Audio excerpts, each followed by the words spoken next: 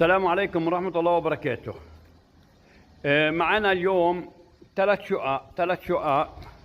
عندنا ثلاث شقق 110 متر. طبعا احنا منطقة الخليل ضاحية الزيتون، قرب المستشفى الملكي.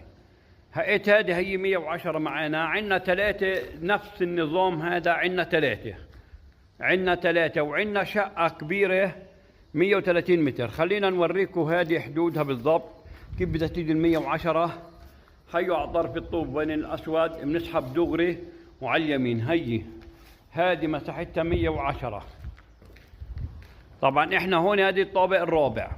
عندنا على الطابق الثالث وعندنا على الطابق الثاني وعندنا على الطابق الثاني كمان 130 متر.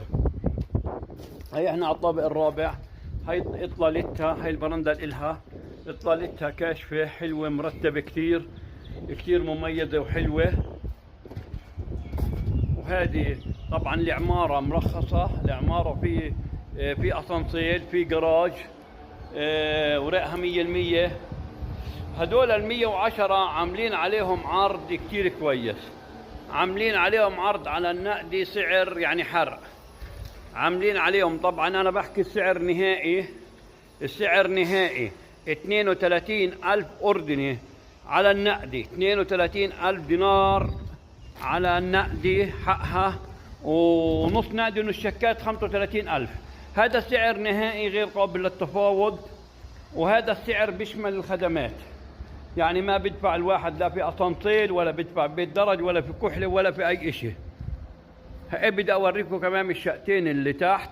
هذه قلنا 110 وعندنا كمان عندنا 110 قلنا ثلاثة، في واحدة 135 بدي اصور لكم اياها. هي الشقة الثالثة نفس المساحة 110. بدي اصور لكم اياها على السريع، ما هي نفس الفوق. زي ما قلنا عندنا ثلاث شقق 110 وشقة 130. وهي اطلالتها. هذه احنا الطابق الثالث. خلينا اصور لكم في الطابق الثاني. على الطابق الثاني عندنا شقتين، واحدة 110 وواحدة 130. خلينا اصور لكم اياهم. هي احنا هون على الطابق الثاني نفس النظام. هي الحدود من هون هنا بنحط طوب ودغري وبنسحب على الشمال. نفس النظام. هذه 110.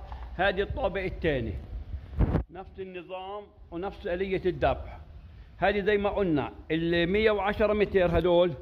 هدول السعر النهائي يعني من الاخر غير قابل للتفاوض 32,000 دينار أردني نقدي، 35,000 دينار